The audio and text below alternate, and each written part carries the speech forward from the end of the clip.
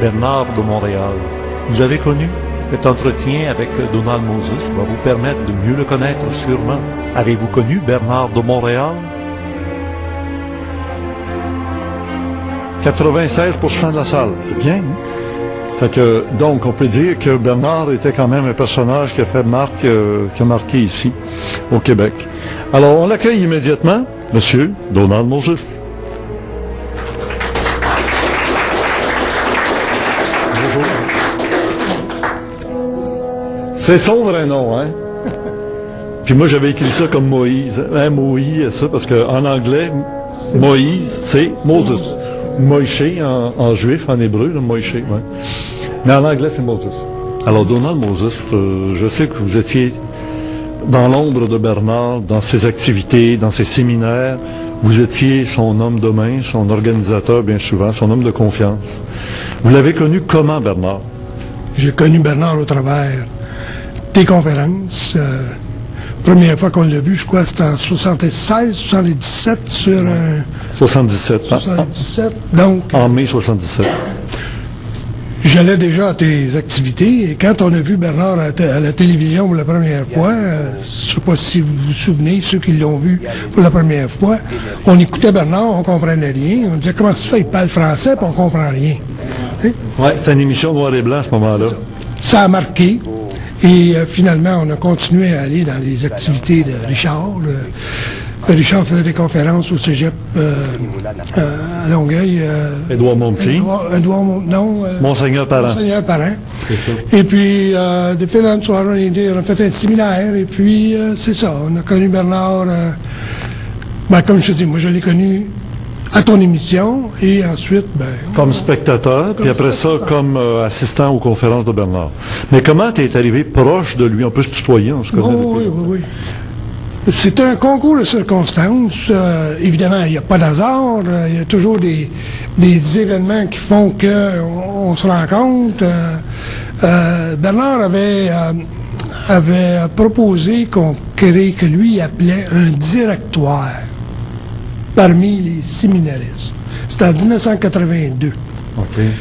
Et puis, il avait nommé quelqu'un qui était censé être en charge, c'était un monsieur Labelle. Puis, il avait dit, ceux qui sont intéressés à faire partie du directoire, allez voir monsieur Labelle. Puis, bon. Un directoire, ça voulait dire un groupe qui dirige, dans le fond. C'était ça. Lui, ce qu'il parlait, c'était comme un conseil d'administration. En tout cas, on n'a pas réellement eu son fond de pensée. Mais là, tu as dit un mot, tu as dit un séminaire. Qu'est-ce que c'était, les séminaires de Bernard? Le séminaire de Bernard de Montréal durait une fin de semaine. Et l'objectif du séminaire, en fait, le séminaire, comme tel, durait 2 heures. Après 2 heures, son séminaire était fini. Ce qui parlait... Pourtant, ça commençait le vendredi soir, ça allait jusqu'au dimanche soir. Là, oui. Mais il faut comprendre que la raison d'être du séminaire, c'était pour expliquer le phénomène de la pensée. Ce qui expliquait dans les 2 premières heures du séminaire, c'était que les pensées qui nous viennent dans la tête ne nous appartiennent pas. Autrement dit, ce sont des pensées qui nous sont imposées. À partir de ce moment-là, quand les individus sont conscients ou deviennent conscients de ça, ils font en sorte de... Bon, là, on rentre, là, si tu veux, dans le processus là, d'intégration de la conscience supramentale. Bon. Je vais juste revenir au séminaire. Évidemment, si... moi, quand j'ai fait mon séminaire, ça coûtait 100 $. Les derniers qui ont fait leur séminaire, ça coûtait 1000 $. Ou à peu près. Donc, ils ne pouvaient pas demander aux gens d'être là pour 2 heures pour 1000 $. Tu sais? Donc... Et c'était-tu le même contenu, à peu près? Le vendredi soir, même contenu. Ça, c'était sûr, juste... C'était ces 2 heures du vendredi soir, puis c'était fini? Le samedi puis le dimanche, qu'est-ce qui se passait? Évidemment, à partir du moment où il avait présenté ce phénomène-là de la pensée qui faisait en sorte que ça introduisait les gens à la conscience supramentale, après ça, il travaillait avec les gens pour tenter de, comment je dirais, donc harmoniser les gens qui étaient là, dépendant qui était là, de la vibration de la salle, répondre à leurs questions personnelles, répondre à leurs objections, répondre à tout ce qu'ils pouvaient répondre. Ils faisaient de la voyance, mais ça dépendait toujours du groupe. Le séminaire, à partir du moment où Bernard avait fait ses 2 heures d'enseignement, après ça, il passait à la pratique, si on veut. Il passait à la pratique, parce que il répondait aux questions des gens. En fait, ça devenait personnel pour chacun des gens qui étaient là. S'il y avait des questions, vous posez une question à Bernard, puis il répondait. Fait que c'était un ajustement de les personnes qui étaient là avec la vibration, le langage de Bernard. Okay. Parce que son langage était différent de le langage de la masse. Je sais pas. C'est-à-dire les mots, le vocabulaire était différent. Puis de la façon qu'il s'exprimait. Tu sais, quand je disais tout à l'heure que la première fois qu'on l'a vu, on dit, regardons ça, il parle français, puis on comprend rien. Oui, c'est vrai. Bon, parce qu'il y avait un vocabulaire qui y appartenait. Fait que... C'est un vocabulaire ésotérique qui veut dire qu'il s'adresse qu'à des initiés. Et plus les gens l'écoutent, plus ils deviennent initiés, et plus finalement ils finissent par bien comprendre. C'est ça. L'autre chose, c'est que il n'y avait pas de mots nécessairement qui pouvaient expliquer la conscience supramentale. C'était nouveau, c'est nouveau. Fait qu'il y a des mots qui inventaient. Fait que, évidemment, il fallait que les gens soient à l'écoute. Il y avait aussi une très grande culture ésotérique. Hein? Il a dirigé une librairie ésotérique au Centre Auckland pendant des années. Donc, il connaissait les termes qu'on trouvait dans la cosmogonie d'Urantia ou les termes qu'on trouvait dans Aurobindo, parce qu'Aurobindo, le mot supramental, c'est Aurobindo qui l'a créé. Oui. Et c'est pas Bernard. Donc, il n'y a pas de droit d'auteur là-dessus à personne. Là. C'est un mot maintenant qui est connu en ésotérisme. C'est un mot qui fait partie du vocabulaire. Là. Ésotérique. C'est ça. Ouais. Mais bon, alors donc, le séminaire se déroulait comme ça. Alors, son groupe directoire était chargé de voir à la bonne marche de tout ça? Non. Son groupe directoire, c'était un groupe qui était séparé de la masse des séminaristes, dans un sens, qui organisait des activités, qui aussi est devenu un groupe d'affaires. Et puis, l'objectif de Bernard, c'était de créer une synergie entre les gens et aussi de mettre en pratique ce qu'il prêchait, la conscience supramentale. Donc, c'était l'objectif de ça. Évidemment, à ce moment-là, il y avait beaucoup d'ego. Hein?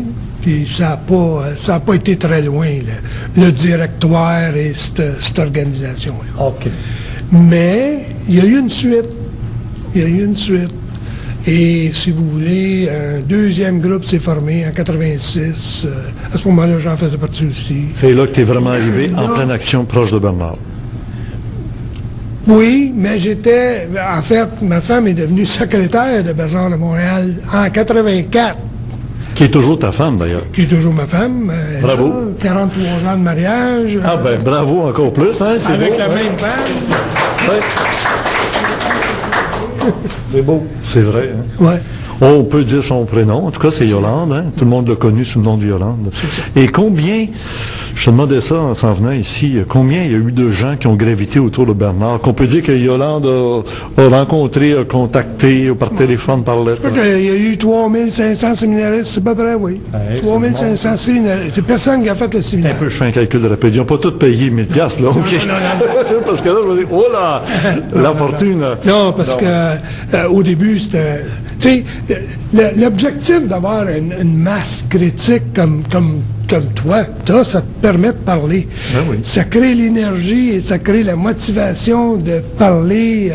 Donc, maintenant, on avait besoin d'une masse critique pour expliquer la conscience supramentale, qui était son mandat, en fait, c'était un initié. Donc, il ne pouvait pas parler dans le désert. Hein? Il parlait à des gens. Donc, il a créé le bassin de séminaristes. Il y en a qui ont venu et qui n'ont pas revenu. Ça ne faisait pas leur affaire. Bon, mais ça, c'était correct. On a même entendu dire qu'il y a des gens qui ont été perturbés psychologiquement, émotivement ou socialement même. Il y en a qui ont divorcé à cause de certains propos que Bernard tenait. Il y a des gens qui ne pouvaient pas supporter que le mari aille ou que la femme aille écouter du Bernard ou qu'il écoutait des cassettes puis d'autres ne comprenaient rien. L'autre, à un moment donné, c'est vrai ça a produit des troubles. Oui, bon, oui, c'est vrai. Mais c'est comme n'importe quoi. Tu sais, si ton mari... étant à la fin de ton mari, il va jouer au hockey 5 fois par semaine, tu risques d'avoir des problèmes dans le couple. Tu sais, c'est toujours pareil. C'est sûr qu'idéalement, dans notre cas, nous, ma femme et moi, mais on était tous les deux intéressés, donc c'est plus facile. Hein? Mais je vais vous dire que si vous n'êtes pas tous les deux intéressés à que ce soit n'importe quelle quelque chose qui te captive, c'est ça. Si un est captivé par une activité puis que l'autre n'est pas intéressé pas en tout, ça ne durera pas, c'est ça, c'est normal. Ou un doit faire un compromis, c'est bon. Mais c'est ça qui arrivait.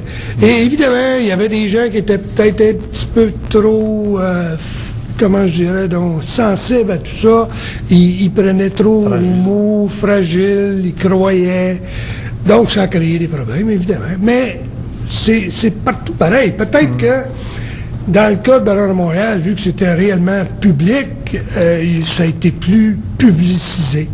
Mais oui, mais il n'y a pas eu de gros scandale autour de Bernard de Montréal, malgré tout, là, quand on regarde les sectes et les mouvements. Parce que est-ce qu'on pourrait presque dire que c'était devenu comme une secte, puis Bernard un gourou? Ben écoute, tu sais, c'est quoi la différence entre une secte et un gourou et ce que Bernard faisait? Ben, il impose des règles de vie. Un gourou va imposer des règles de vie, va imposer... c'est ça, hein? Bernard n'a jamais rien imposé. D'ailleurs... Il ne forçait pas les gens à sortir de leur vie, de leur milieu. Pas. Contraire. C'était le contraire. Bernard a toujours préconisé que les gens devraient poursuivre leur vie comme il le faisait avant. C'est ça, hein? Tout en étant conscient que, bon, ben, il y a d'autres choses que, tu sais, il y a la conscience supramentale, c'est-à-dire qu'il y a une science nouvelle, parce que c'est une science nouvelle qui éventuellement va se développer, puis que les gens vont pouvoir mesurer beaucoup plus là, dans le réel là, que ce qu'on voit aujourd'hui. C'est un amorce. Là. Donc, non, Bernard n'était pas un gourou. Écoute, c'est sûr qu'il était magnétique. Il magnétisait, mais c'était pas voulu, c'est-à-dire que c'était pas volontaire. Tu sais, sa parole était magnétisante. Bon, fait que les gens, s'ils n'étaient pas assez forts pour se centrer sur eux-mêmes, puis tenter de prendre cette instruction-là, puis l'appliquer dans leur vie au mieux possible, faisant des expériences. Autrement dit, d'utiliser positivement cette énergie-là, ben c'est sûr qu'il pouvait avoir des problématiques de comportement. Il est décédé maintenant, hein? Il est décédé quand? Hein?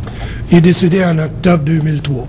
Le 14 octobre 2003. Ouais. Et il avait fait une rencontre avec le public, je pense 2 semaines avant encore, ça se peut-tu? Oui, puis d'ailleurs, il y avait un séminaire la semaine suivante. Il y avait déjà des gens enregistrés pour un séminaire la semaine suivante. On m'a dit, parce que j'ai passé au dernier jour de Bernard, qu'il faisait des conférences couchées, parce qu'il était pris d'un cancer en phase terminale, puis il continuait encore. Ouais. Il était jusqu'au bout. Il n'était pas couché physiquement, mais il était dans une chaise roulante. Il parlait pratiquement pas, on l'entendait pratiquement pas quand il parlait. Les gens allaient là, puis il fallait qu'il réellement là. Il mettait un micro. J'espère qu'il y avait un micro. Oui, hein? oui, il y avait un micro, mais c'était très bas. Puis évidemment, il y avait une voix éteinte. Moi, je l'ai vu la dernière conférence qu'il a faite. J'étais là, et puis je l'ai rencontré dans le corridor. Fait que il m'a donné la main, puis. T'avais-tu l'impression qu'il était vraiment au bout de la corde, là, c'était fini? Là? Oui. Moi, je suis venu à Québec avec lui, moi, une conférence qu'il a donnée aux gens de Québec 2 mois avant, au mois d'août. Oui.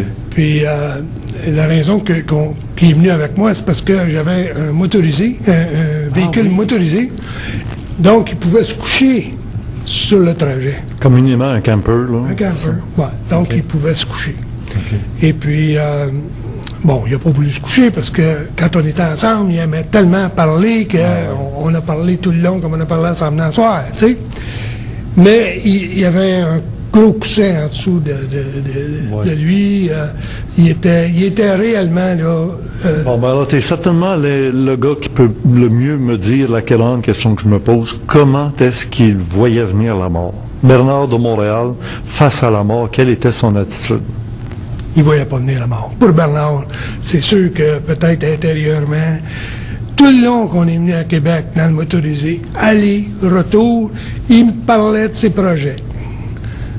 Et je vais faire ci, quand je vais être guéri, je vais faire ça, je vais m'acheter un autre motorisé parce qu'il y en a un en France, et je vais peut-être le faire venir, je vais faire des voyages.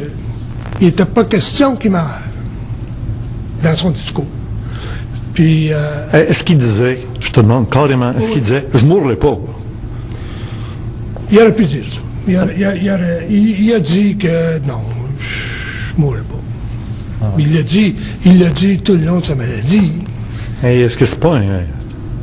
C'est curieux, un gars super conscient de tout l'univers, les autres plans, puis de pas le réaliser pour lui-même, l'inévitable, puis je dirais le naturel, là, c'est évident, là, on ne demande pas un miracle, là, on disait, c'est sa vie.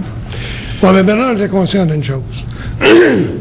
Comme plusieurs de nous sommes conscients d'une chose. C'est que si ces gens-là, ces êtres-là qui représentaient lui sont si intelligents, ils pourraient renverser la situation du jour au lendemain. Ben, ce qu'on appelle un miracle, hein? Ça existe. Ça existe, hein? Oui. Puis lui, pour lui, là, c'était toujours possible. C'est pas ce qu'il nous disait, mais c'était dans son parler. OK. Par contre, l'autre chose qu'il faut considérer, c'est que... Parce qu'il disait souvent, je connais mon futur. Et connaissait-il vraiment son vrai futur? Ou le futur qu'on y a fait croire? Je vais dire, Bernard de Montréal avait un corps matériel, il avait lui aussi à vivre une initiation ici. Ouais. Il y avait des choses qu'il savait quand il se pluguait, quand il était en conférence, c'était ouvert. Mais pour lui, personnellement, non. Il revenait comme un humain, comme tout le monde. Il était comme nous, on ne connaît pas notre futur, c'était la même chose. Et puis, moi, il y a des choses que j'ai vécues avec lui que j'ai pas compris. Puis finalement, des années après, j'ai compris pourquoi on avait vécu ces choses-là. Okay. C'est qu'il était lui aussi en initiation, puis moi j'en faisais partie dans le sens que la conséquence de son initiation m'affectait dans un sens. Mais lui, il n'était pas là de me l'expliquer parce que c'était son initiation. Tu comprends-tu? Oui. Fait que, c'est ça, Bernard de Montréal, il faut faire la grande distinction que c'était deux êtres. Il y avait l'être Bernard de Montréal communiqué, plugué, puis il y avait Bernard de Montréal, c'est à terre ici, là, tous les jours. Ouais. Deux personnes, deux différentes façons d'être, façons de parler. Fait que c'était ça. Moi, je fais la grande distinction. L'instruction, c'est une chose. Bernard de Montréal, c'est une autre chose. C'est ça. Là, on va achever de parler de Bernard de Montréal. On en reparlera encore à Montréal, devant le public là-bas. On ira peut-être dans d'autres domaines. Mais Donald Moses, aujourd'hui, si on reparle encore de Bernard, c'est parce qu'on est au mois d'octobre. Mais bon, Donald Moses, il y a une nouvelle énergie, il y a quelque chose qui se passe, un site Internet, pour lancer plus Bernard de Montréal, il n'est plus là. On n'en fera pas une idolâtrie, là, puis on vendra des petites statues Bernard de Montréal. Il n'y a pas question de ça. Mais il est question du supramental, par exemple. Alors, quel est l'objectif que Donald Moses vise maintenant? Parce que ça a servi comme de rampe de lancement, là, le contact avec Bernard de Montréal. Oui, évidemment, tu sais, moi j'ai vécu le supramental avec Bernard très proche. J'ai été 12 ans, 14 ans, là, à voyager avec, puis presque, il venait chez nous, puis il a élevé mes enfants. Mais là, dans ce temps-là, tu voyais-tu une différence entre les deux Bernard, le Bernard homme, le Bernard branché? Okay. Tu sais, quand Bernard était en avant sur la scène, puis il faisait sa conférence, c'était un autre aide. Pas le gars assis dans le camper à côté du chauffeur, là. Quand je voyageais avec, puis il mettait ses shorts tout déchirés, puis j'avais presque honte des fois d'aller dans des places avec lui. Tu comprends? Il était très, très, très humain. OK, c'est bon. Fait que c'était deux personnes. Ah, c'est une image qu'on n'a peut-être pas, le commun du public qui ne sait pas comme ça. Ah, as-tu des photos de cette époque-là? J'ai des photos où il était. On veut voir Bernard avec des shorts déchirés. Non, mais j'ai pris une photo de lui à un moment donné au Costa Rica. Il y avait une belle fleur sur une branche d'arbre qui était au-dessus du vide. Et puis, Bernard était sur le bord de la route, puis il y avait le précipice, puis il y avait un petit bout de roche qui dépassait à peu près ça de long de la route, puis il était debout là-dessus. Puis là, il était après prendre la photo sur le... Moi, là, j'étais après crever, j'ai dit, il va tomber, il va partir, tu sais. Puis il y avait ces maudites shorts qui étaient ouvertes par l'arrière. Tu voyais les fesses, puis lui, il était bien, là, il était relax. Quand je voyageais avec, il était totalement sous ma vibration, dans le sens qu'il voyageait, puis il était relax, c'est moi qui venais. On va là, on fait ça, on prend ça, bon. Ouais. Il n'y a jamais eu d'accident d'automobile ou d'accident dans sa vie? Il s'est jamais cassé une jambe ou quelque chose? Il y a eu un accident avec un auto, oui, il y a eu quelques petits accidents, mais rien de majeur. Non, OK. Des accrochages, des choses... Ouais, tu sais, ouais, c'est ça, c'est ça. Mais non, c'était pas un gars qui était prone accident, là, tu sais. Non. Mais cette fois-là, j'ai eu peur parce que, effectivement, s'il manque le pied, là, il descend, là, 400-500 pieds, puis, fait que je l'ai posé, là, puis je le vois, là, encore quand je regarde la photo, si je la regarderais, là, avec ses moutadites culottes. Es-tu capable de la retrouver facilement? Est-ce qu'on pourrait l'avoir pour le montage qu'on va mettre sur Internet, qu'on voit Bernard dans ce spécial? Des milliers de photos, tu sais, je sais pas. Yolande, on pourrait-tu la retrouver, tu penses? Je sais pas si je l'ai retrouvé. Ouais, non plus, c'est personnel. Non, c'est personnel, c'est dans sa vie privée. OK. Mais c'était le type de gars, tu sais. Ça montre bien qu'il était vraiment comme tout le monde. Ah, il était... Puis il aimait ça, être comme tout le monde. Quoique, si un pied, c'est le petit bout de roche, c'est qu'il est protégé par quelque chose en haut, puis c'est ça, il est peut-être pas comme tout le monde, tant qu'il est dans sa mission. Il est de même, là. Ouais. Ah oui, il se tient avec la fleur, ouais. Mais en fait, Bernard était un initié tout le temps. Ah oui. Puis moi, il sait que j'ai peur.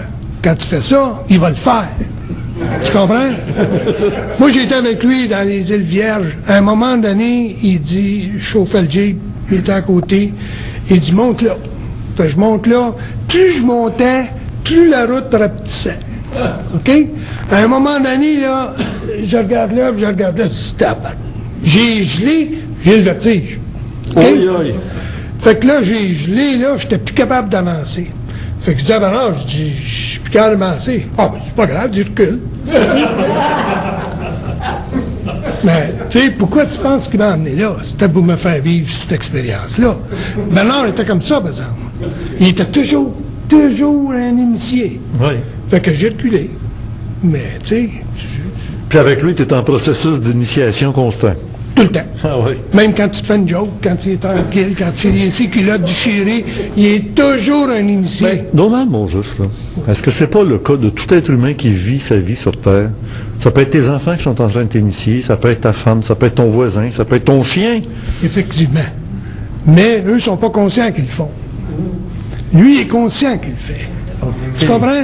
OK. Parce qu'effectivement, tout le monde sert à tout le monde à avancer. C'est ça le karma. Il faut prendre une leçon de la vie de tous les instants. Tous les instants. Mais la différence avec Bernard, c'est que lui est conscient de ce qu'il fait pour tous les mots. Okay. Puis ça fait une grosse différence. Parce que les expériences qu'il te fait vivre, il est choisi, dans un sens. Okay. Fait que ils sont réellement là pour toi.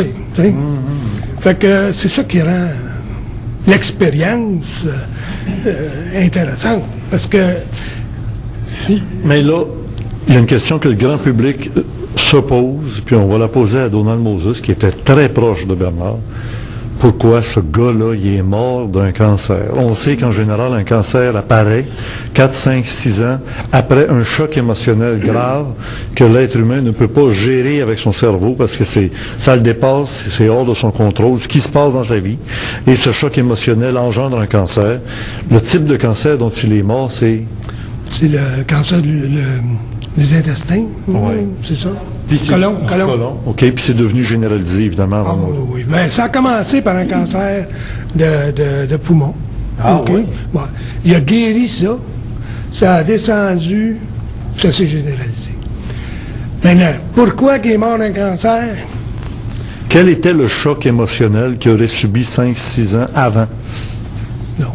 Le choc émotionnel, c'est la fusion. Tu sais, la fusion, là. Oui, mais il l'a eu en quelle année? En 69. Donc, entre 69 et 2003, il s'est passé pas mal d'années. Donc, il l'avait intégré, il l'avait géré. D'autant plus qu'en faisant ses conférences, il rentrait dans son plan. C'était son rôle de parler de tout ça, de faire connaître tout ça. Il a été chanceux parce qu'il y en a plein d'autres qui se retrouvent dans des asiles psychiatriques qui n'en sortiront pas parce qu'ils ne peuvent pas s'exprimer. Puis quand ils s'expriment, on les prend pour des fous. Parce que personne ne les comprend, comme on disait tantôt. Lui a été accepté par sa femme, par ses proches, par un groupe, finalement par la télévision avec mes émissions, mes conférences. On a compris le rôle de Bernard, qui était vraiment unique et spécial. C'est un des rares qui a réussi à pouvoir passer à travers sans se faire lapider sa place publique. Mais il y aurait d'autres choses qui auraient provoqué un cancer 5-6 ans avant sa mort. Juste en fonction de ce que tu viens de dire, je vais te poser la question. C'est-tu toi qui as choisi de mettre Bernard sur la map ou c'est Bernard qui a choisi Glenn pour le faire mettre sur la map? T'sais? Ah, là-dessus, j'ai une réponse catégorique. Bernard ne voulait pas venir sur l'émission et j'y ai donné un ultimatum en lui disant un samedi matin, « Tu veux pas venir, mon boy? Tu passes à côté de ta vie et de ton destin. Check ça avec eux autres. » Il me rappelle au bout d'une demi-heure au téléphone, il me dit « Richard, je m'en viens. OK, où est-ce qu'on se retrouve? » J'ai dit « Sorti du pont Jacques-Cartier, je t'amène directement au studio. » Et je peux te jurer que Bernard, si ça n'avait pas été de Glenn avec ma tête de cochon, on n'aurait peut-être jamais entendu parler. Non, mais peut-être qu'il t'a choisi parce que tu avais la tête de cochon. Parce que tu avais la capacité de cliquer et de le faire bouger. Tu sais, on a chacun notre rôle, ça c'est sûr. C'est ça. Il n'y a pas d'hasard. Tu sais, pourquoi il a choisi moi pour faire ses affaires? Parce que j'avais une tête de cochon, puis quand je prends un mandat, je le rends au bout. Mais quand on s'appelle Moses, c'est normal. Tu sais, je veux dire, sort le peuple de la soumission, de l'oppression, et pendant 40 ans dans le désert, ben oui, c'est ça. Puis au bout de tout, tu vas te finir sur la montagne, puis tu vas être enlevé. Pendant que les autres vont se retrouver sur la terre promise. Mais tu vois ce qu'ils font avec leur terre promise, eux autres? Ça fait 2000 ans qu'ils se lancent des roches. Fait qu'ils sont pas sortis, ils sont pas sortis du bois. Alors, Donald, toi, là, t'as-tu l'impression que, excuse, là, je vais aller direct, tu mérites un cadeau d'avoir fait ce que tu as fait avec Bernard? Non. Moi, j'ai ma récompense. C'est quoi? Ma balance, si tu veux, c'est que j'ai eu à vivre l'instruction. Autrement dit, là, l'instruction que le monde entend, moi, je l'ai vécue. Avec l'initié. C'est ça. Fait que... Tu dis l'initié alors qu'on pourrait dire le maître. Non. Pourquoi, c'est quoi la différence? Un maître, c'est quelqu'un qui cherche un troupeau. C'est un maître, c'est quelqu'un qui est leader d'une gang, puis cette gang-là... Un bon pasteur, là, comme le bon pasteur, si tu veux. Donc, le troupeau, alors le bon pasteur. Mais un maître, c'est pas celui qui maîtrise et qui se maîtrise la matière qu'il va enseigner et se maîtrise. C'est pas ça un maître? Ça dépend de quel maître. Si tu regardes un maître dans une université, mais si tu regardes un maître en termes ésotériques, c'est pas ça. Un maître, c'est une personne qui a une cour, qui a comment je dirais donc... Là, c'est plus ça, un gourou, justement. Là. C'est celui qui monte une chaise en haut, puis là, lui, il s'assoit. Puis... Tu vois ça aux Indes. Ouais, c'est ça, ouais. Mais un initié, c'est quelqu'un qui a été initié à quelque chose. Alors, un initié... a été formé à quelque chose. Un initié, c'est un incarné qui descend sur la planète avec un mandat spécifique des plans. Oui. OK? Il vient pas ici en réincarnation. Il vient avec un mandat. On n'appelle pas ça un avatar? Dans le langage ésotérique, je connais ces... Peut-être. C'est pour ça qu'on est mieux de définir des mots à mesure qu'on avance. Un avatar, pour moi, c'est pas ça. Un avatar, c'est pas un gars qui va partir d'en haut. Il peut... Quand il est là, oui. Mais quand il vient ici... Tu sais, quand Bernard de Montréal nous expliquait comment est-ce qu'il a eu son mandat pour venir ici. Ah oui donc, comment? Oui donc, oui. Il a fait application. Il y a eu un mandat qui a été donné.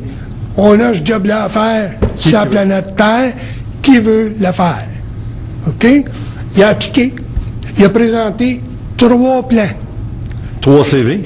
3 façons de faire. OK. Pour atteindre l'objectif. La première a été rejetée. La deuxième a été rejetée. La troisième a été acceptée. Et Bernard à Montréal, c'est-à-dire l'initié, était surqualifié pour venir faire la job. Mais il y avait, lui, comment je dirais donc, quelque chose à se faire pardonner.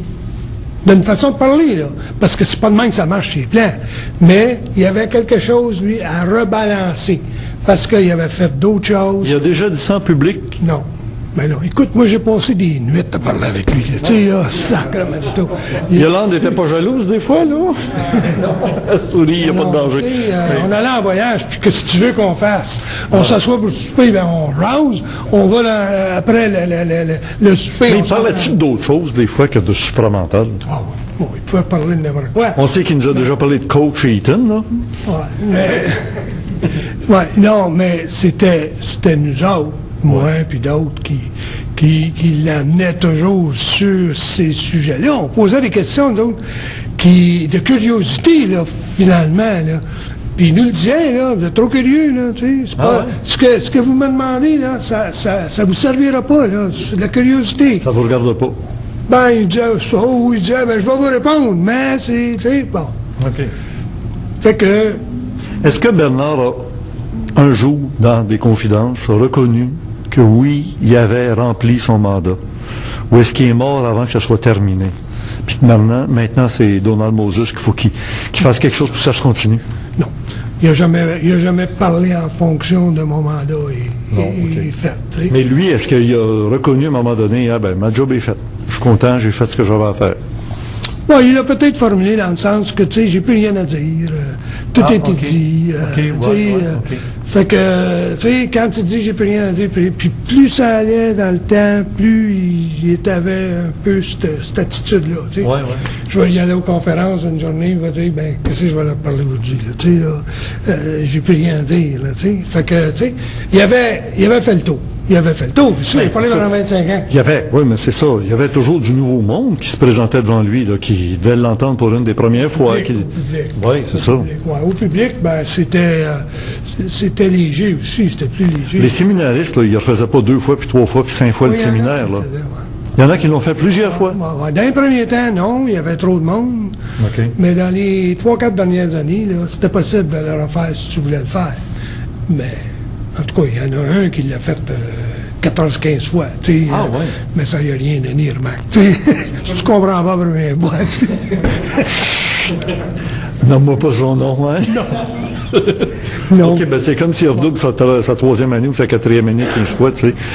C'est pas un honneur. Ce qui est important, c'est là que ta question suivante, c'est qu'un jour, il faut que tu sortes de l'université. Comprends-tu? Pour moi, là, l'instruction là, de Bernard de Montréal, c'est une université, une nouvelle science. OK. Oui.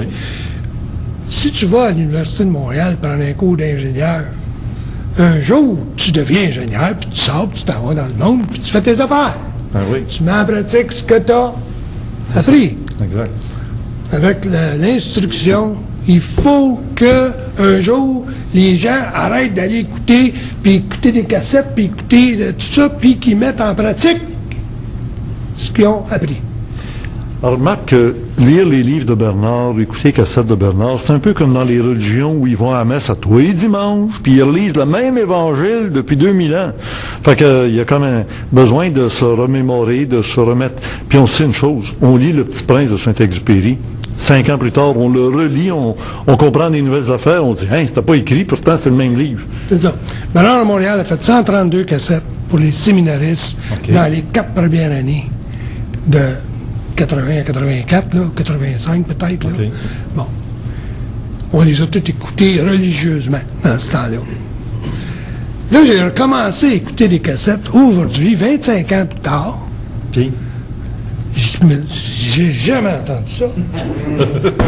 Là, je comprends ce qu'il veut dire. Tu comprends-tu?